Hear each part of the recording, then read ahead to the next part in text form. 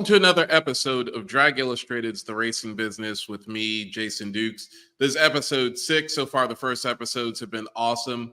I'm really excited to bring the guest today, Colbert Seagraves. Both Colbert has an amazing story. His dad, Ralph, has an amazing story. None of us would probably be here without both Ralph and Colbert. So let me start going ahead and giving you some background. First of all, telling you the reason why you need to listen to this podcast.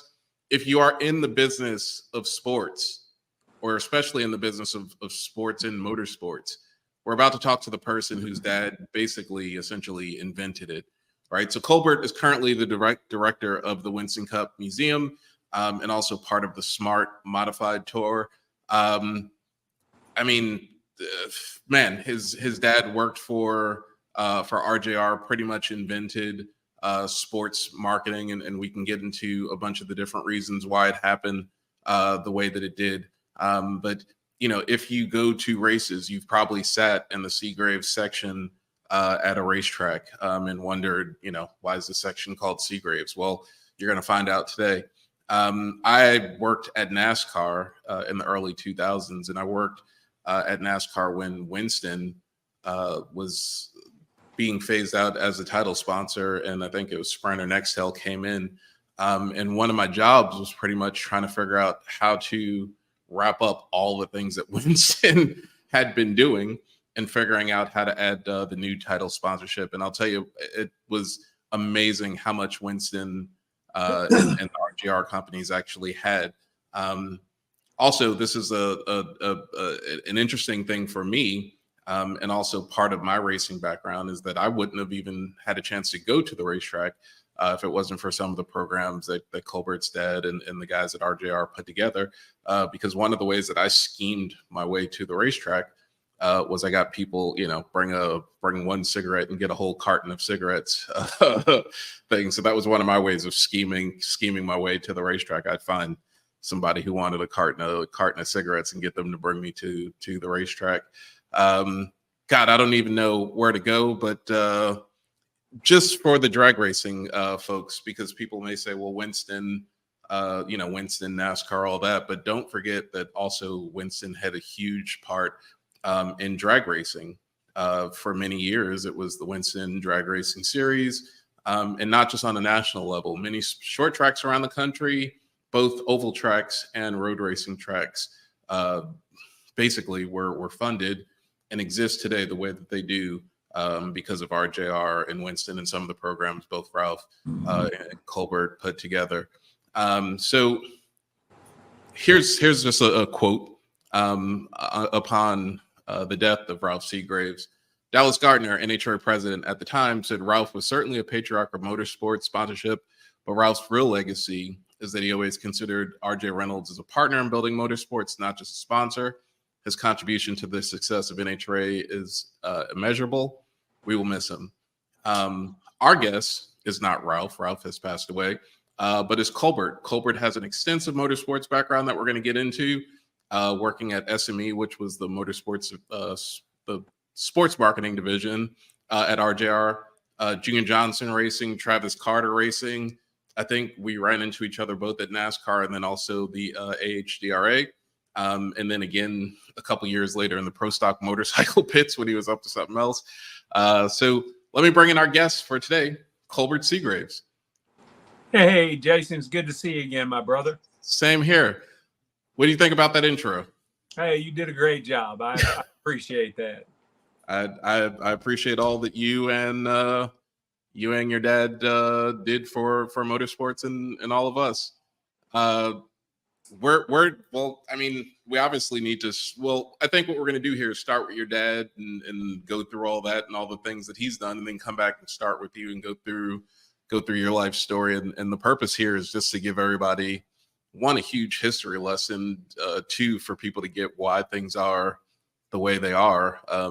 Probably three, if people don't know about your dad and the involvement, some of the reasons why, some of the stuff, some of the stories aren't told or whatever.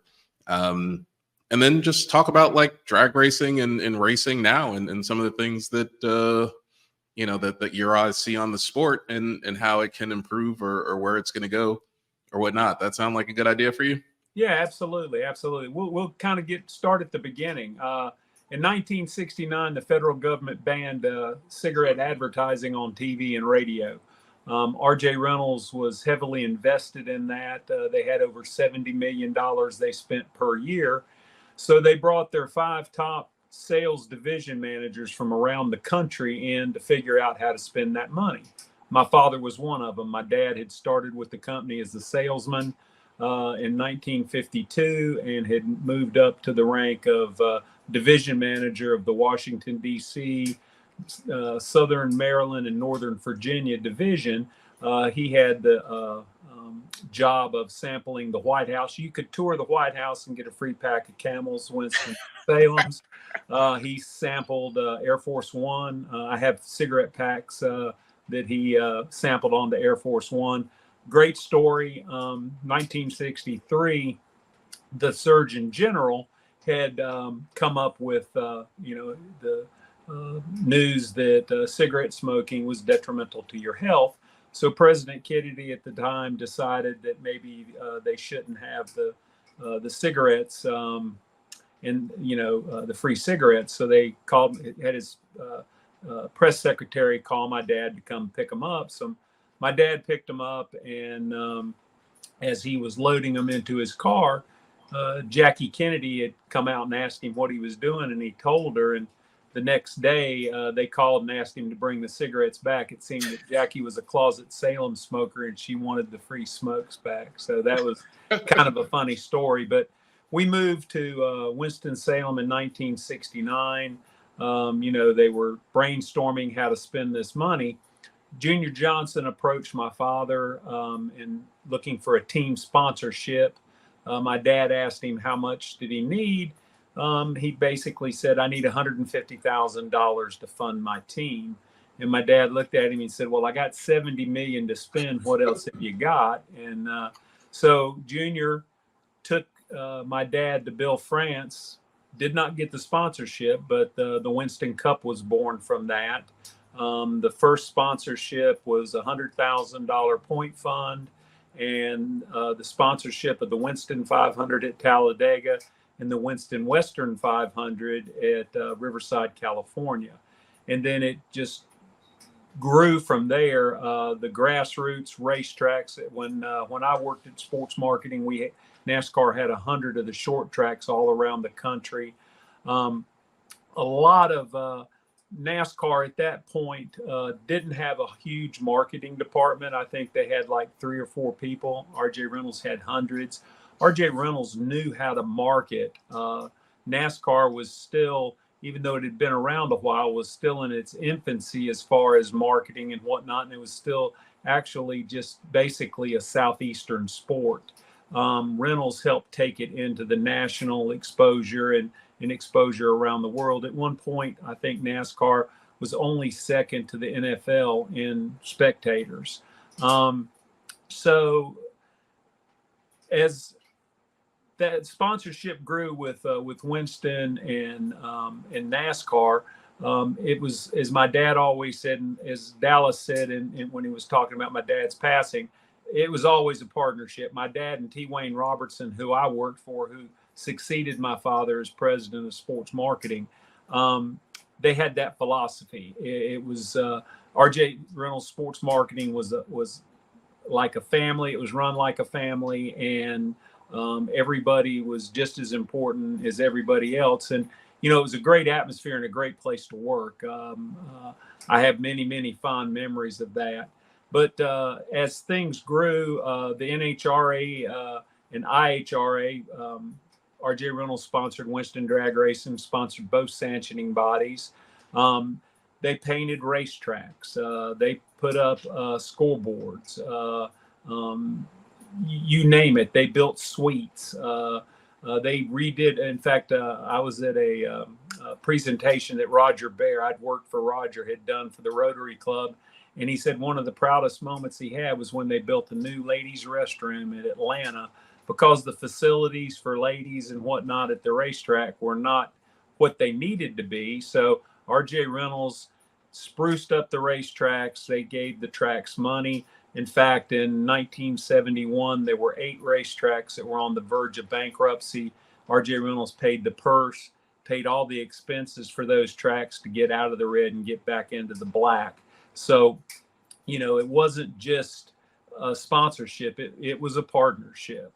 And, one of the things that they did a caricature of my dad when he retired, which I have hanging in the museum now. It used to hang in my office, but he's got 3 heads going in each direction, cigarette in his mouth, and he's got this jacket that he's opened up. It's got all this stuff in it, like he's a con man or whatever, and it's pretty hilarious. But one of the things he says, if it moves, I'll sponsor it, and that's pretty true, because at one point, R.J. Reynolds sponsored professional golf. They sponsored the Moore Ebony Fashion Fair. They sponsored the air races in Reno, Nevada. They sponsored WCT tennis, the professional bowling, the PRCA Professional Rodeo Cowboys Association. They sponsored motorcycle racing, drag racing, sports car racing with Camel GT, Salem Pro Sale, you name it, they were involved with it. Yeah, I remember the boats, the Miss Winston, and all those growing up. Yeah, absolutely. The Winston Eagle and the Smoking Joes, they won the Gold Cup 3 times, which is the most prestigious race. Steve Woomer, one of my great friends, and one of the guys I worked with when I worked in sports marketing. I worked on the Winston Racing Series with Dan Henley. Then I worked on Winston Drag Racing with Bobby Maston and Ricky Hooser. And I worked on the Unlimited Hydroplane, the Air Camel Air Races in Reno, Nevada, and the Camel Hispanic Soccer. I mean, we had our hands in a little bit of everything. And back when R.J. Reynolds started this, there was no such thing as sports marketing. It was basically R.J. Reynolds started sports marketing, and it is. Roger was talking about it in his speech at the Rotary Club. There's over 400 and some colleges that now have a degree in sports marketing. So it's pretty phenomenal that a man with an 8th grade education like my father was successful as he was. But he had street smarts, and he was the smartest man that I ever knew. He could read a room. He never met a stranger, and and I've never heard anybody talk ill of him. Everybody always liked my dad. He was the life of the party, and back in the day, they rolled really hard. One of the things he taught everybody that came to work for him was, you got to learn to sleep fast, because you'd be up late at night taking care of business, and then you were expected to be at breakfast at 6 o'clock and at the racetrack by 7. So we were always pretty wide open. Yeah.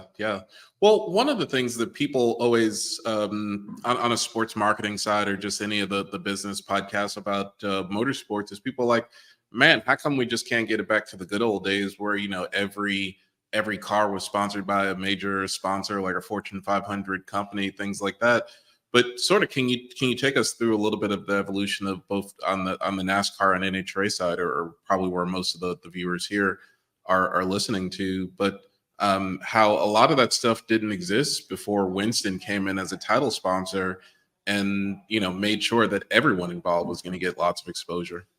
Well, Winston was the first major non-automotive company to be a major player and sponsor in NASCAR, and basically at NHRA as well. They brought, once people saw what R.J. Reynolds was doing, it was kind of like monkey see, monkey do. Everybody wanted a piece of it. And, that was one of the things where my dad, it was a partnership, because he helped Junior Johnson get sponsors. He and Junior were great friends. In fact, I worked for Junior when I was 16 years old. Bobby Allison was driving his race cars. We were sponsored by Coca-Cola. I love the pants, by the way. I've seen the picture, and I love the pants. Yeah, and I can still fit in those now that I've lost all this weight, so that's a good thing. I was at a function, and Eddie Wood came up to me and was talking about, the Wood brothers. They were having a hard time finding a sponsor after David Pearson left, and they called my dad, and my dad was really good friends with Glenn and Leonard, and the next day they had Valvoline on the car.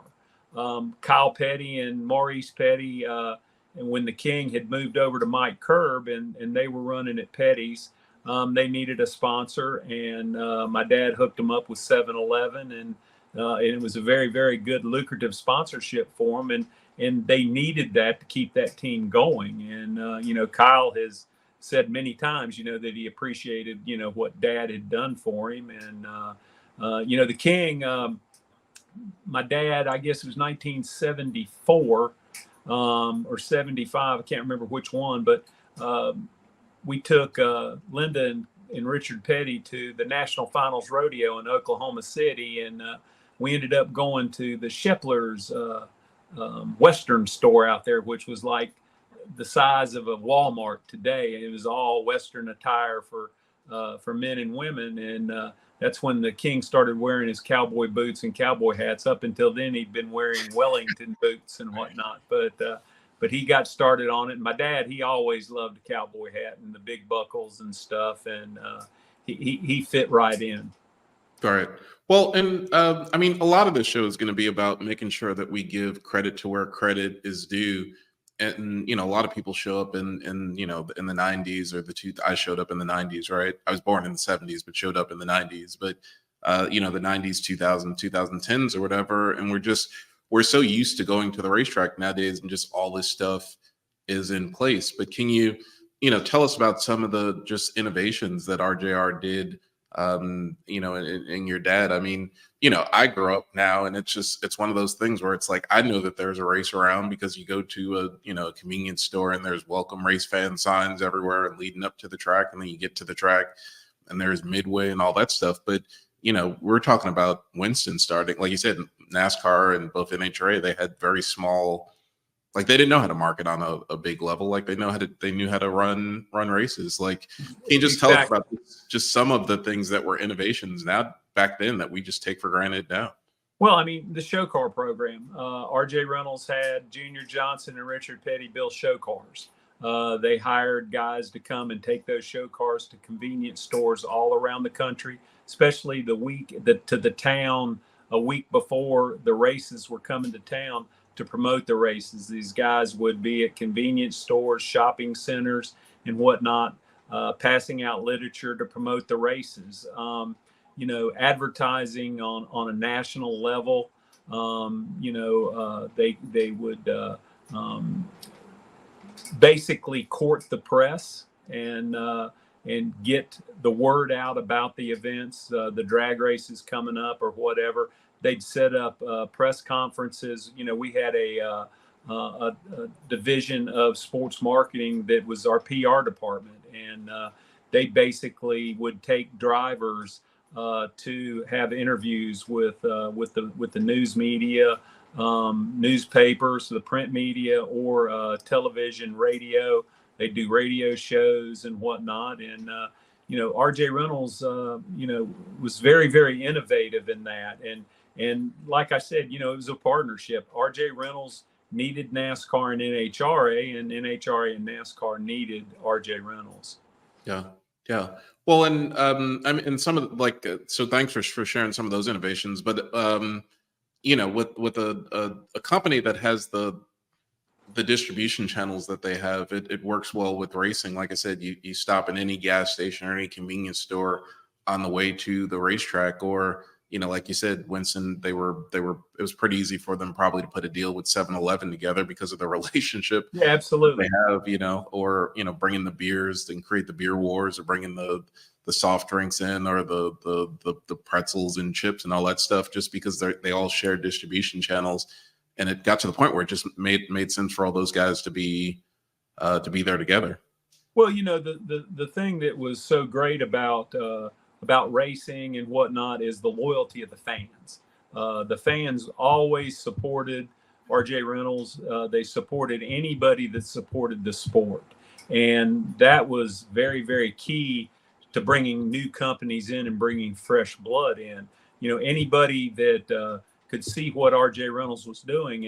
And my dad was very instrumental in bringing new sponsors to to NASCAR and to NHRA. They helped the teams.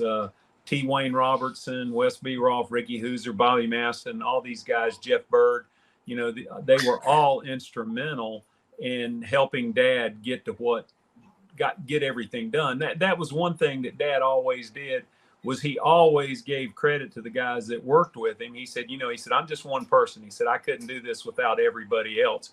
And we had a outstanding group of people that worked at RJ Reynolds for 33 years in sports marketing.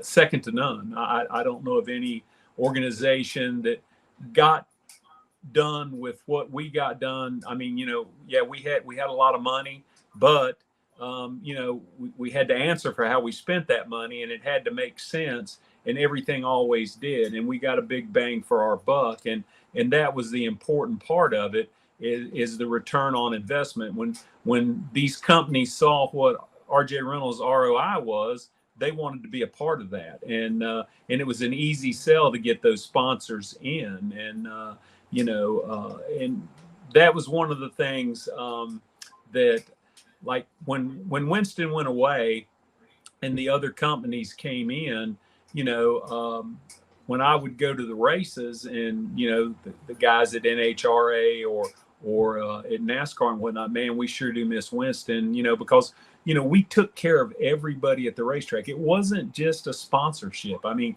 the guys on the safety safari, we took them and their wives and their families out to eat 2 or 3 times a year.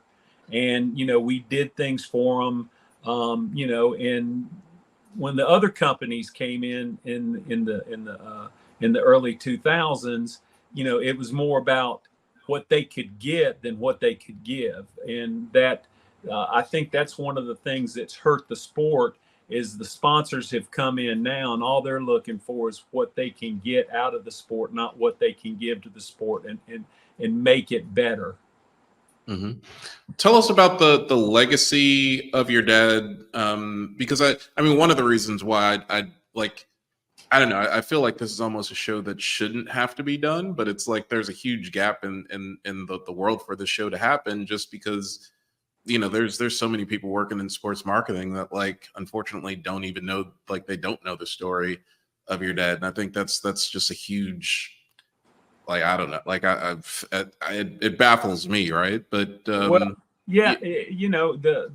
thing about Pop was, he retired in 1985, and so that's quite a while ago, and he was still very instrumental up until his death in 1998, working with Wayne, working behind the scenes. He did a lot of things behind the scenes. He still went to the races. He was a consultant after he retired at 55. He was a consultant for 10 years with RJ Reynolds, and he would go to races, but he'd go to the races on his own terms. He would go, my mom had to go with him.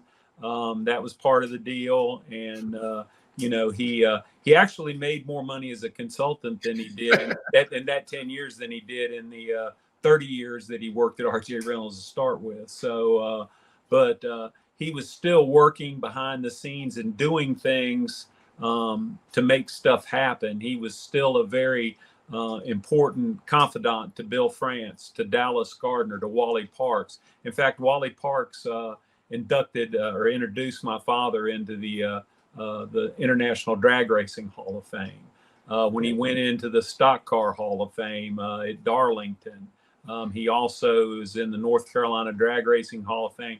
This past weekend, he made the Mount Airy Stock Car Wall of Fame. He's also in the North Carolina Drag Racing Hall of Fame and the International Motorsports Hall of Fame at Talladega, Alabama. He won the Landmark Award from the NASCAR Hall of Fame, and we're hoping to try to get him him and Wayne both back on the NASCAR Hall of Fame ballot. They were both on the ballot, but were removed about 6 or 7 years ago. Right. Yeah. Well, talk a little bit about that, of just how, how history progressed, and we sort of get in this weird environment where it's like, well, we'll tell this history and we won't tell this history, and we'll tell this history that way, and we'll do this. And it's like, guys, history is history. Like it sort of is what it is. Yeah, well, it's kind of like anything else. Right now, in today's climate, cigarette smoking is kind of taboo. It's not really politically correct. So a lot of people have tried to not forget the past, but not embellish on it like I think they should. I mean, like NASCAR, they call Richard Petty a Sprint Cup champion, or when he was a Nextel, it was a Nextel Cup champion. Well, no, Richard Petty was only a Winston Cup champion and a NASCAR Grand National champion. Dale Earnhardt was never a Nextel champion or a Sprint champion. He was only a 7-time Winston Cup champion. To me, that's not telling the history, and it's not being fair to the new fans and whatnot when you do things like that, because you're taking away from what transpired. And for 33 years, RJ Reynolds was a loyal partner with NASCAR. And a lot of today's climate, and you've got a lot of people just like the NASCAR Hall of Fame. I was talking with Kyle Petty. Kyle used to be on the voting, and he said that there's people that are voting on the Hall of Fame that don't have a clue who some of these older people are. There was 2 guys, and they asked Kyle, they said, well, who's that guy over there in the corner? And Kyle said, you don't know who that is? And they go, no, that's Bud Moore. Well, Bud Moore. Yeah. And I mean, they're voting on who goes in the Hall of Fame, and they didn't know who Bud Moore was. And, right. To me, they either need to give these people that are voting a history lesson or whatever. I'm disappointed in the NASCAR Hall of Fame because they've left out people like Herb Nabb. Herb Nabb was crew chief for Junior Johnson when I was there. Herb Nabb was Freddie Lorenzen's crew chief. He was Leroy Yarborough's crew chief. He was Bobby Allison's crew chief. He was Cale Yarborough's crew chief. He's Buddy Baker's crew chief. And Lenny Pond's crew chief. He won races with every driver that he ever crew chief for, and he won championships. And he's not even on the ballot. He's not even mentioned. Yeah, Chad Knaus, he's definitely a Hall of Famer. He's got 7 Winston Cup championships, but does he deserve to be in before somebody like Herb Nabb? Chad's still in the sport. He's still involved with the sport. He's not retired. They're kind of changing the way that they do things. And, at first you had to be retired for 5 years before you could even be considered for the Hall of Fame. Jimmy Johnson just got elected to the Hall of Fame, and he's still driving. He's still an active driver. And to me, you need to get these people in, and they've cut it down to 3 inductees a year now, where it used to be 5. And you've got people like Ray Fox, who Junior Johnson drove for and won the Daytona 500. You've got Smokey Yunick, who was extremely an innovator and a character. We need to get those people in the Hall of Fames. Gartlett's, I think, did it right with the International Drag Racing Hall of Fame, because he started out putting like 20 people at a time in, because at the time there was a lot of people to go in. And then I think now it's down to 5 or 6 or 8 or something like that. And it's manageable, but they're getting everybody into that help build the sport. I think NASCAR's missing the boat because they're leaving out a lot of the pioneers, and they've got I think a pioneer award now that like Donnie Allison just got in the Hall of Fame on that. Banjo Matthews is in on that. I think Harry Gant, and so they're doing that, but I think they're missing the boat by not doing more than 3 a year. Yeah, I mean, my NASCAR background is super interesting because I started working for NASCAR in 2001, so it's sort of in like the new crop of new sports marketing people, but also very much like I was there for the last 2 years or a year or two of Bill France Jr.'s life, and so like there's just like the guy, like, well, I mean the son of the guy, like is still there, and and all the people who all the people who created the thing were all you know, pretty much all still there. And so, and just the way my head works, like I want to know everything. I want to know the backstory of everything. And you know, and you know, NASCAR, it's one of those, you sit around and you drink and have a hot dog and talk about it all anyway. And you know, nobody's shy about telling stories. So I always wanted to know, like, oh man, like, who's that? Well, that's the granddaughter of this person who started this. And like, you know, yeah, that track wouldn't exist if, you know, like these guys didn't get together and do this thing. And then Winston came in and painted, you know, gave him some paint. And, and it's like, yeah, like we need to know. I feel like we need to know that, because especially in this climate right now where people reference things where they're like, oh man, but in the, you know, in the 90s we had all this, and in the 70s we had this, and it's like, but do you know the story of it? Like, do you know the story of it? Do you know the people of it? Do you know any of the things? Well, you know, that was one of the things I was blessed to have known and worked with Bill Sr. and Bill Jr. and Jim France, who now runs NASCAR. And, you know, Bill Jr. used to tell everybody that NASCAR was a benevolent dictatorship. And his dad, Bill Sr., ran it with an iron fist. It's pretty evident in 1969 when they opened up Talladega, and the racers were trying to form a union, and they boycotted Talladega. And, you know, Curtis Turner was banned for life, but they did reinstate him. And, you know, the union deal died a very, very quick death.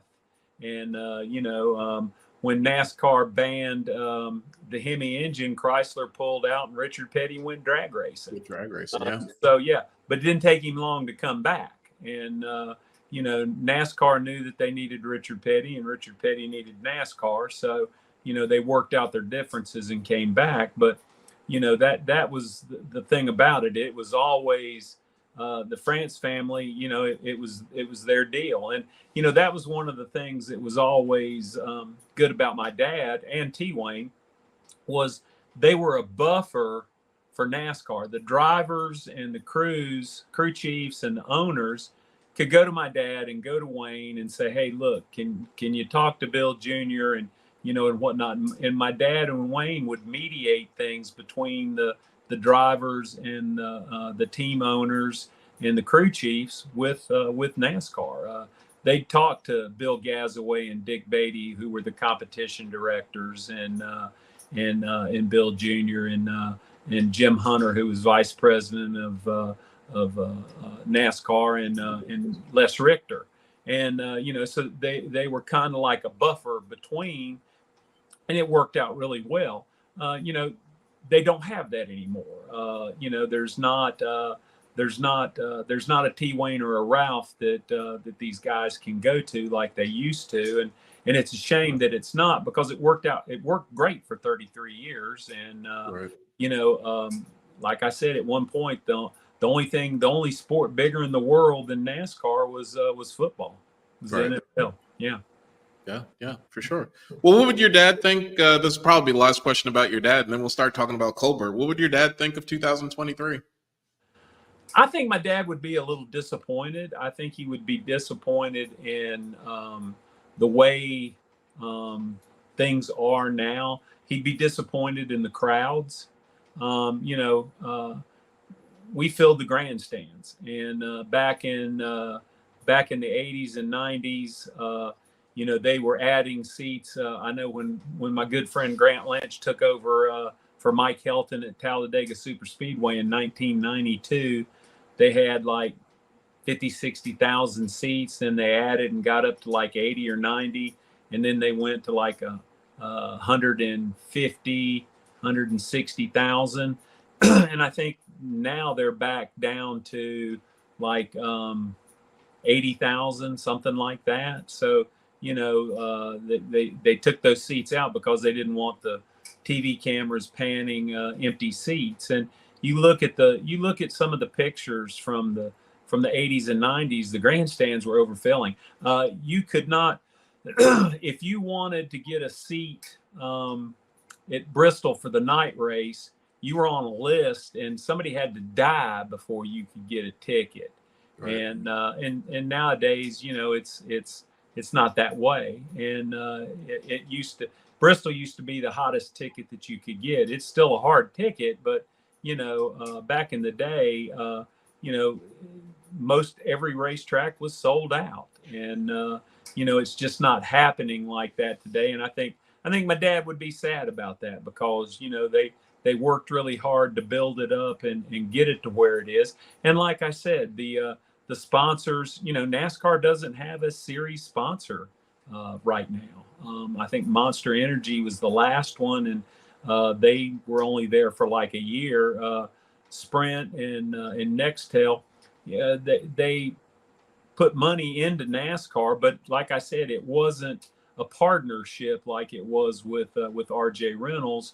They didn't help like they did.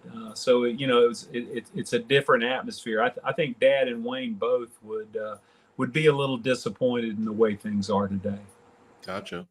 So let's talk about Colbert. Like, what was it like growing up as the son of Ralph Seagraves? At the time, I didn't realize how blessed I was. My dad's always been my hero. He's always been larger than life. And, in 1971, I went to my first Winston Cup race, and it was the World 600 at Charlotte. Charlie Glotzback was driving for Junior Johnson. Chevrolet had just come back with the Monte Carlo. Richard Childress and Junior were teamed together as the car owners, and the car had gone out, and we were sitting. He had just gotten a new Titan 90 tractor trailer box truck from Chevrolet.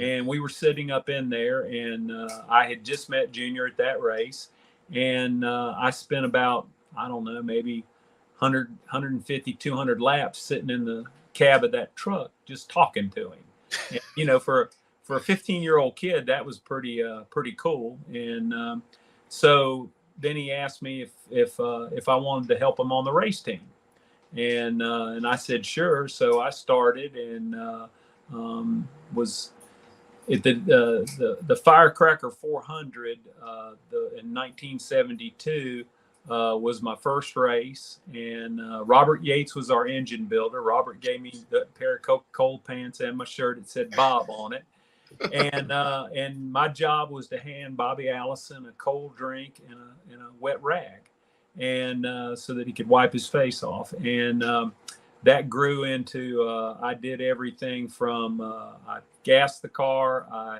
was the catch can man when the gas crunch hit back in the 70s. They wanted to conserve gas, so they didn't want it running out on the ground. So we had a little catch can, and you caught. Wait, is that the history of the catch can? Yeah, that's how the catch can got started because of the gas crunch and shortage. And that's funny. I always thought it had something to do with letting air out of a thing or something like that. Yeah. I didn't. Well, you had the vent, and it came out. Once it came out, you quit fueling the car, and it's actually a safety thing now because you don't want raw fuel on the it could ignite and catch on fire. It's a fire hazard, but everything kind of grew up. I mean, it's just like I've got a picture that I posted on Facebook. I'm at Darlington running the pit board for Cale, and I've got on a Junior Johnson t-shirt and a pair of bib overalls. That was my uniform. And then when I was working for Jimmy Spencer and was the backup gas man, I wore a fire suit. So it kind of grew from there. But it evolved big time. And no one stood out in front of the car with a sign just waiting to get hit. Yeah. Well, and I did get hit. Cale ran into me at Rockingham and knocked me about 20 feet. And they took me to the infield care center, and I got back just in time for us to get ready to pit again. And Junior grabbed me by the front of the shirt, and he looked at me and said, "Boy, you all right?" And I said, "Yes, sir." He said, "You gonna stand in front of that car, aren't you?" I said, "Yes, sir." "You ain't gonna move, are you?" I said, "No, sir." He said, "Don't you move. I'll put my foot up your ass if you move." I went out there, and I'm holding the pit board. I'm going, "Please, God, don't let him hit me again," because it really did hurt. I mean, I didn't get hurt, but it didn't feel real good. And but he, I mean, you got hit by a race car and flew 20 feet. Yeah. It got my attention, and but it was It's like no helmet, no nothing, just some oh no, overalls no, and a t-shirt. that was it. But you know, we had uniforms, but back you know, Coca-Cola had the Coca-Cola pants and the shirt. Then we had car care racing. It was like an AutoZone type deal where they take your car in and service it and stuff. Then we had Carling Black Label beer, First National City Travelers checks, Bush beer, Holly Farms, stuff like that. But we did go for a while without a sponsor, and when we did, you know, I just wear me a Junior Johnson and Associates T-shirt, and you know, I'd wear my, as I told everybody, you know, they would talk about their designer jeans. Well, I had on Junior Johnson jeans, and that was Dip overalls. So, you know, and I was talking about Herb Nabb. Herb Nabb was the first crew chief, had a sneaker deal. He had a deal with Converse, and we all had leather Chuck Taylors, white leather Chuck Taylors with the red star and the blue stripes. So those were always pretty cool. And then Richard Petty was the first driver that had a sunglass deal. He had I think it was not Ray Bans, but Cool Ray sunglasses. I still have a couple pair of those that he gave my dad. Wow. So you went from Junior to Travis, or where did you go after? Well, Junior? I was the best free help in the world. And they loved it because they could work me like a rented mule, and I'd do whatever I was told to do, and never no back talk or anything. And so my first drag race was I think 1975, and it was Rockingham, and I was introduced to Richard Tharp, who was driving for Bones and Kurt Carroll, the Carroll brothers top fueler out of Texas. And Richard asked me, it was just him and Kurt.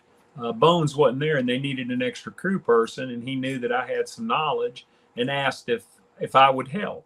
So I went and helped at that race. And in fact, I did screw up. I wasn't used to aluminum heads, and I torqued the heads too much and stripped the bolts. And I learned a very valuable lesson that day, because the heads on stock cars were still steel, and but we ran really well, but we got beat. And Gary Beck in the Export A car. Export A was a Canadian brand owned by RJ Reynolds. And Gary Beck asked me, he said, hey, you know, y'all are out. He said, can you come over here and help me in caps? That was his crew chief. And I said, yeah. Well, we ended up winning the race. So the first drag race I ever attended and worked at, I got to do winner's circle there. Cool. And yeah, that was very cool, because Gary Beck was an unbelievable driver and mechanic. And, you know, I had a lot of fun with those guys. But I worked with Tharp and the Carroll brothers for the next few races that I went to at NHRA and IHRA, and then went to a drag race, and they weren't participating. And I ran into Harry Schmidt, who owned the Blue Max with Raymond Beadle, and he said we could use some help. So I went over and started helping on the Max, and ended up going to work for Raymond and for a while, and worked a couple of years. We won 3 world championships working on the Blue Max. Then I worked for Kenny Bernstein. I helped Dale Puldy and Mike Hamby on the War Eagle funny car. I really loved drag racing. Drag racing was just, I don't know, it was just always so phenomenal, and you know, it was so fast paced, and you know, it was just great, and the people were great. NASCAR, absolutely great people, and the racing was great, but drag racing had kind of gotten my heart a little bit, and so you know, it was, I guess, the adrenaline rush, because you know, when you're up there on the starting line, and you know, that 10,000 horsepower top fuel dragster funny car takes off, it makes your heart stop. And that nitromethane, you know, I love the smell of nitro in the morning. And I'll never forget when my dad got inducted into the Drag Racing Hall of Fame. My wife, Mary, had gone. This was her very first drag race. And so I put her on the starting line between John Force and Cruz Petragon. No headphones, no earplugs. Oh, man. And, yeah. And Buster Couch is there, and when they took off, she's covered in black stuff all over her face. The smell, I mean, the nitro, her eyes are watering and everything. And old Buster Couch turned around and he said, "Well, what did you think there, darling?" She looked at him. She said, "That was great. Can we do it again?" Yeah. And Buster looked at me, he slapped me on the back. He said, "Big boy," he said, "I believe you got to keep her." Yeah. So, that was pretty cool. But yeah. And then after that, I went to work in sports marketing for T. Wayne. I could not work there when my father was there because of the nepotism rule.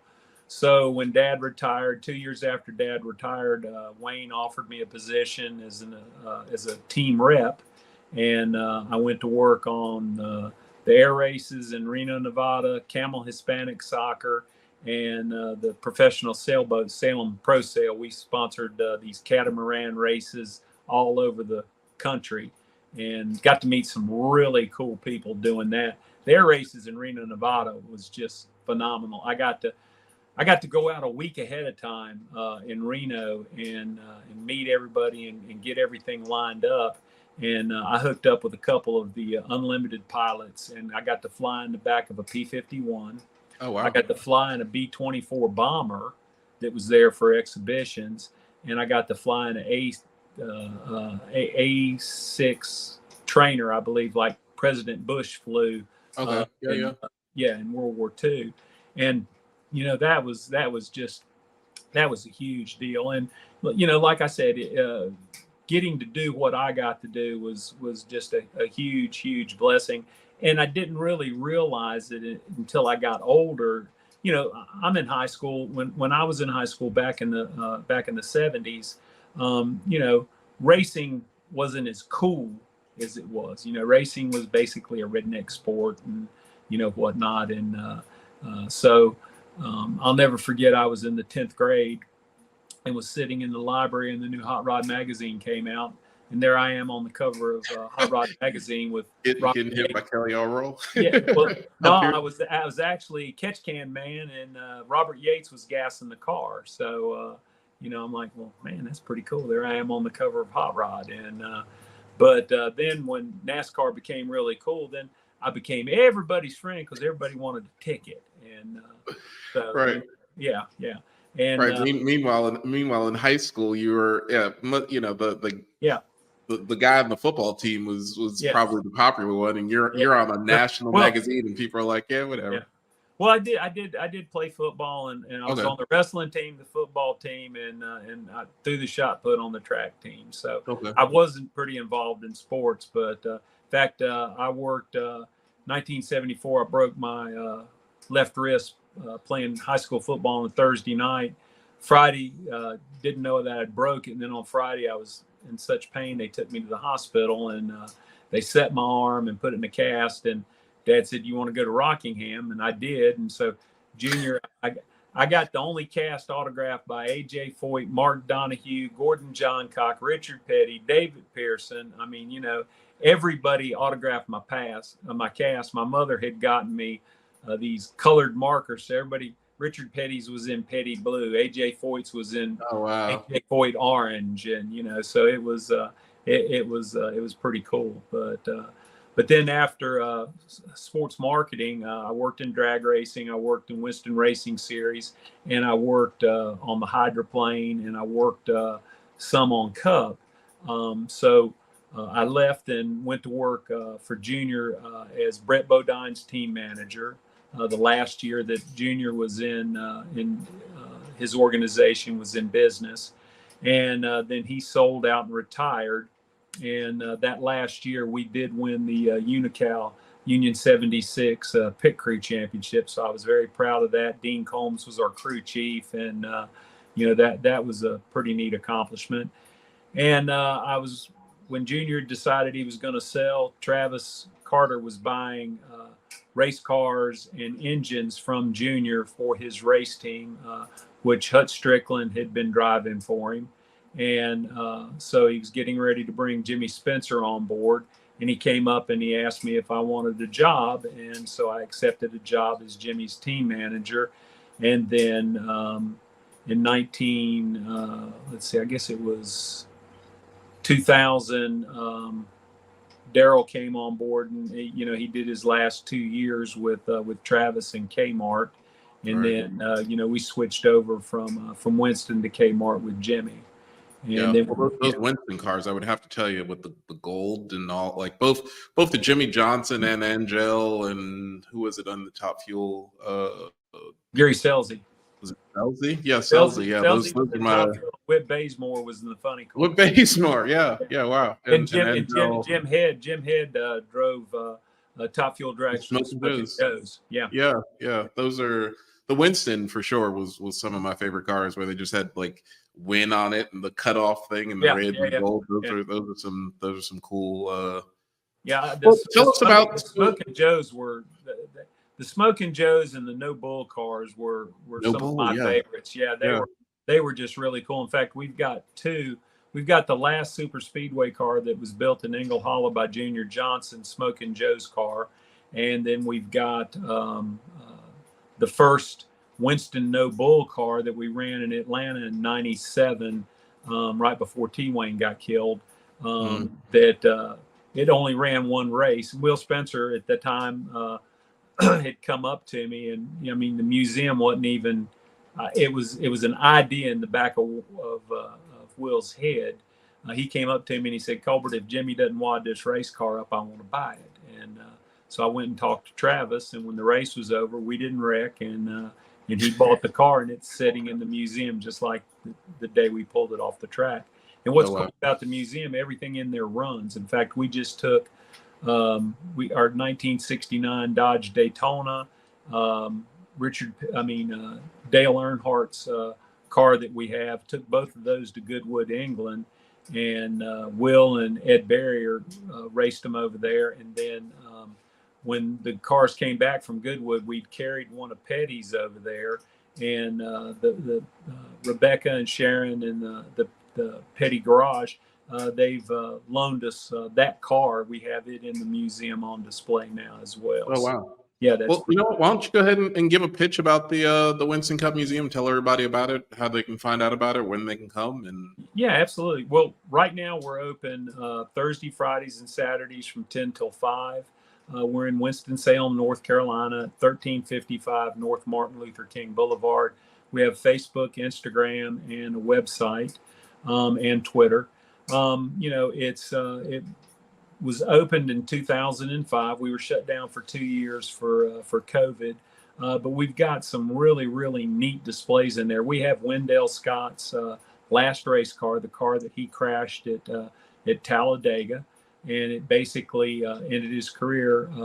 It almost killed him, but he came back, but it financially ruined him because his life savings was in that car. And as you know, Wendell was the first African-American driver to win a NASCAR race, and he is in the NASCAR Hall of Fame, and we're very proud to have that. We've got a video display there that talks about Wendell's career and his crash. People like Richard Petty, Junior Johnson, Linda Petty talking about Wendell, and Mary Scott and the whole Scott family, which is very educational. We've got the last car that Kyle Petty ever won a race in. We've got E.H. Weddle's mellow yellow car or peach? No, it was a Coors Light car. Coors Light, yeah, Felix Sabatis. Yes, sir. Yes, sir. And we've got E.H. Weddle's 1939 Ford Coupe, or 1937 Ford Coupe that raced at Bowman Gray Stadium, North Wilkesboro, and Martinsville. We have the cutaway car that ESPN used of Kevin Harvick's. We've got both the Smoking Joe's and the No Bull car. We've got one of Bill Elliott's McDonald's cars. We've got several of the Winston Show cars in there. We've got one of Bobby Labonte's cars. The wall that goes around is a mural from 1971 to 2003, and it shows candid shots the whole wall. So it's kind of a history lesson there. And we've got helmets, artifacts. We've got 2 display cases filled with my dad's stuff and a lot of his trophies and whatnot. We've got the car that Jack Roush drove around the track when Matt Kenseth won the championship. Richard Petty drove the Dodge Daytona, and Jack Roush followed him in the DeWalt car, and that was they called it the final lap, and that was the first Winston Cup champion and the last Winston Cup champion. So there's a lot of history that we've preserved in the museum. We change the cars out about every 90 days, and you can come in and learn a lot. We've got the Winston Vision that shows the 2003 race highlights, and then we have some other videos that we run, and people love to come, and I especially love when kids come, and I'll put kids in the car and let their families take pictures of them and stuff, and they just get a charge out of it. And to watch these youngsters come in, and I've had some kids come in that were 10, 12 years old that knew about as much about NASCAR as I did, and that was pretty cool. That that there's a lot of the younger kids coming up that have embraced the history and whatnot. And one thing that amazed me was Dale Jr. Dale Jr. is such a historian of NASCAR.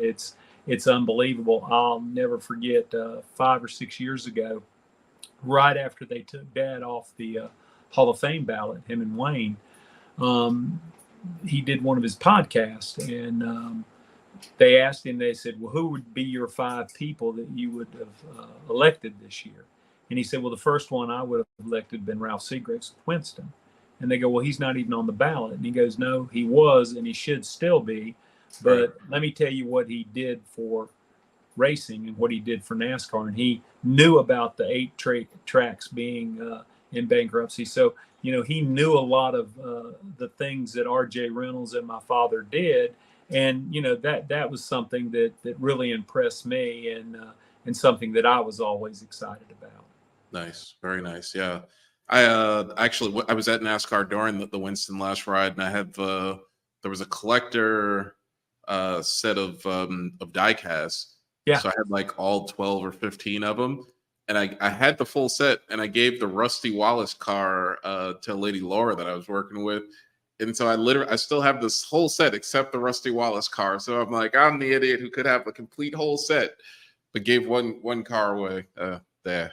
Well, this is a business podcast. Can you, we'll do 2 more segments here, where first, just what are your just basic advice and just learnings from being in the, well, one, having your dad pretty much create the industry, and then from you being in the industry. And then we're going to go into the 12 rounds of Put Up Your Dukes. Is that cool? Sure. All right. So just advice or some of the biggest things that you learned in motorsports business. Well, the main thing that I learned from my father and Wayne is, your reputation and your name is the most important thing that you own and that you have. And it's the only thing you come into this world with, and it's the only thing you go out with. So you want to always be honorable and keep your integrity in check. Also, hard work and knowing, my dad had an 8th grade education, and like I said, he was one of the smartest men I ever knew. And I asked him one time, I said, Dad, how do you go into these meetings with these guys that have PhDs and MBAs and whatnot? And he said, well, son, he said, I know what we're going to be talking about before I go in there, and I always make sure that I'm prepared and I know as much or more than they do, so that they can never pull anything over on me. And, so, it's basically, to me, it's hard work, perseverance, and just honesty and integrity. And, as long as you're always honest and straightforward with people, it's like my dad always said. He always tried to make not acquaintances, but to make friends with everybody that he worked with, because he always said, if you get sideways with a friend, you can always talk it out and get back on track. He said, but sometimes if you get sideways with an acquaintance, you can never get that back. So, that was always. And they're going to go tell everybody. Yeah, absolutely. Absolutely. But, that's my advice. Just always, follow your gut, and just, if you tell somebody something, make sure you follow up on it. One thing I always try to do, if I tell you I'm going to do something, I pretty much do it. And unless some catastrophe happens that I can't, and then I'll explain myself and whatnot. But, never make excuses. If you screw up, take the blame and learn from it. Try never to make the same mistake twice. And, that's kind of what I've always tried to do in my career. All right. So we end every show with 12 questions. That's 12 rounds. Answers can't go long than a minute for each of the questions. So are you ready? Sure. All right. Time to put up your dukes. All right. So first question, what is the strength of the industry? I think the industry is still strong. I think that there are things that could be done better to strengthen it. And I think they're working hard to try to find a balance. How about the weakness? The weakness is, I think they've alienated a lot of the core fans that help bring the sports of NASCAR and NHRA to the forefront. And they're looking for ways to get those fans that they've alienated back. I think North Wilkesboro is a prime example of that. Yeah. What's the biggest opportunity? That's a tough one. I'd say the biggest opportunity is to cultivate new fans and bringing them into the sport. I think that's the biggest challenge as well. How about the biggest threat? The biggest threat is just politically correctness, and pardon my French, everybody just getting butthurt over nothing. It is what it is. And like you were saying earlier, history is history. You can't change it. And, you learn from it, and that you try not to make the same mistakes twice. And, it's hard not to make the same mistakes if no one talks about history. Exactly. Yeah, I'm with you there 100%. Being in the industry for as long as you have, and like I said, giving credit to your dad for creating it, what's the most overrated part about the industry?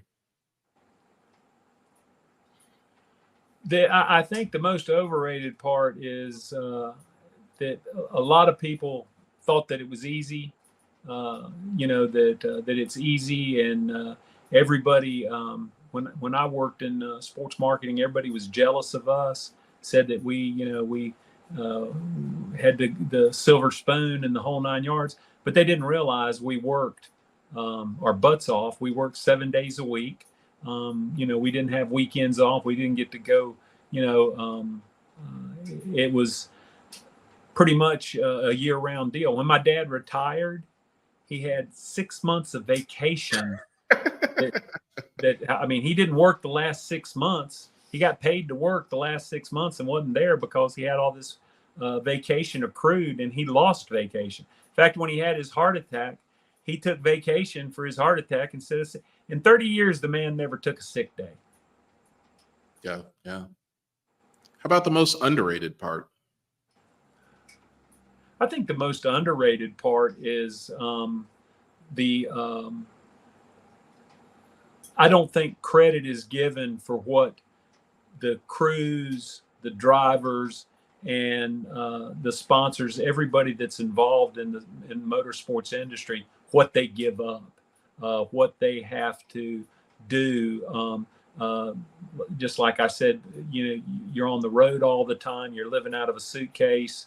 It's not an easy life. It takes a special person to do the job. A lot of people think that it's all fun and games and glamour, but it is that part of the time. But a lot of the time, it's just really hard work, and you give up and lose a lot. Yeah. Everyone's story starts when I was on Rockingham on pit road, and it's like, yeah, you had to get to Rockingham, yeah. And you were somewhere else the week before, and somewhere else the week before. Yeah. Well, I remember my dad. My dad watched me play high school football once, college football once. So, he gave up a lot. But I knew my dad loved me, and that was my dad's job. And I knew that he was doing what he loved, and he was supporting the family, and my mother supported him wholeheartedly. And he took us. That was another thing that I was very blessed, that my mom and dad didn't leave me at home. They took me to the events. And, yeah, I did work, but I loved it. I mean, I didn't want to be up in the suite. I could have been in the suite. I wanted to be down in the pits working and hanging out with the guys, because, that was huge for me. Right. Biggest mental hurdle? The biggest what? Mental hurdle. The biggest mental hurdle is, to me, would be just getting over all the different nuances and the world, the state of world affairs today. And like I said, with the politically correctness and everything, you've got to be mentally tough to be on the road and do what we do. And you know that as well as I do. And it's not something that for the weak, as my dad used to say, it's not something for the faint of heart. Right. What's the last thing that you have to say to the guys older than us, like the guys in your dad's generation? Thank you. I mean, without my dad and T. Wayne and Jeff Bird and Dan Henley and Bobby Maston, Ricky Hooser, Dallas Gardner, Wally Parks, Bill France Sr., Bill France Jr., God bless them, and thank you so much, because without the vision of those people, you and me wouldn't be here. Yeah, no, for sure. And no, everyone, please go look up. I get goosebumps because I got to work with probably about a quarter of the people on that list, but read about the other 3/4. But everybody here, please go make sure that you learn the history of this sport. Last thing to say to the people younger than you: embrace the sports, enjoy it. Don't get wrapped up in the politics. To me, it's just like anything else, racing or anything else. Politics and religion don't have any place in sports. Just go out and have fun, because it's a great ride if you can get involved and you're passionate about it and you want to do it. You can, anything you set your mind to, you can accomplish it. I mean, I've accomplished a lot. I'm very proud of my father. Like I said, he's my hero, and I looked up to him, my mentor. But I had a lot of mentors. I had Junior Johnson. I had T. Wayne Robertson. He was like my big brother. Steve Woomer, who owned the Winston Eagle and Smokin' Joe's Unlimited Hydroplanes, was another one of my mentors. All the guys that I talked about, Jeff Bird, Ricky Hooser, Bobby Maston, Robbie Powell. Robbie Powell was one of my favorite bosses. Dan Henley, Roger Bear. I learned a lot from all those people, and just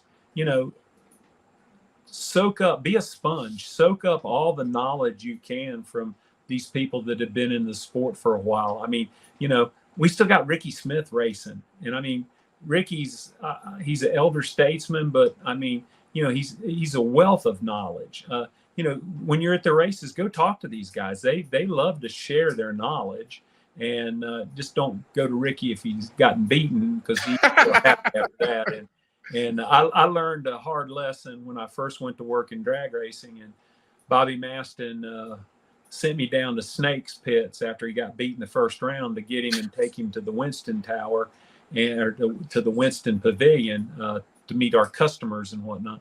I went down there and opened the door and hollered for the snake, and damn wrench come flying at my head. And if I hadn't ducked, I would have hit in the head, because he was not, him and the ace were not very happy when they got beat. They lost, yeah.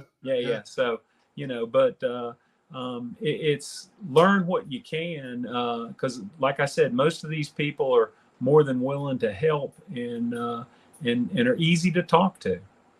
Yeah. And the last question is last thing that you have for your peers. Again, thank you for being a part of my life, for helping me. A lot of my peers, I couldn't have accomplished what I did without a lot of help, and I still get it today. It's just like when we went to North Wilkesboro for the All-Star race. We had Will Cronkite, Bobby and Donnie Allison there signing autographs. These guys, my heroes. Will and I worked together back in the 70s. He was Dale Earnhardt's first crew chief and car owner, and wrote the book I Was a NASCAR Redneck, which is hilarious. If you hadn't seen it, get a copy and read it.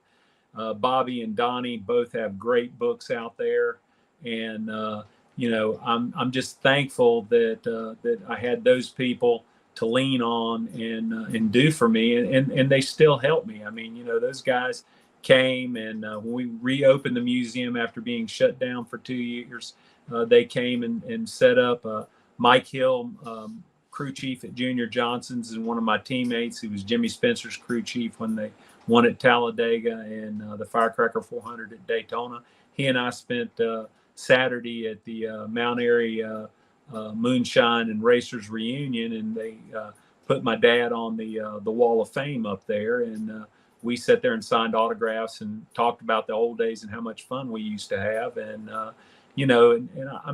I'm extremely blessed. I mean, I had a lot of help. I couldn't have done what I did without a lot of help, and I've got a lot of people to be thankful for. Yeah. Well, we thank you for being on the show. I thank you for always being awesome to me, because there's never any reason why you needed to be, other than you're just an awesome guy. So I appreciate it. And thank you for being on the show and helping us out today. Well, Jason, I tell you what, bud, you've always been one of my favorite people ever since we hung out together in St. Louis with the AHDRA, and I had Willie G. Davidson there, and you guys took really good care of me. And Willie G, he's about as big in motorcycle royalty as there was, and him and his wife, Nancy had a huge time. You were always so gracious with our sponsors and our vendors and everything else, and you were always a pleasure to work with. And thank you. You and Lenny Baticki, whenever I had an issue or a problem, I could come to you and go, "Hey, we got to figure something out," and we always did. And for that, I'm thankful and appreciate you, my brother. Hey, man, I appreciate it too. Well, thank you guys for joining us today for this episode. Please, please, please learn your history. Take this as a huge gift from Colbert, from me, from Drag Illustrated. And do your part. Like all the people that Colbert listed, please learn your history. Some thanks to give out. Of course, this is Drag Illustrated. It's the racing business. So thank you to Drag Illustrated for putting this on, the whole network.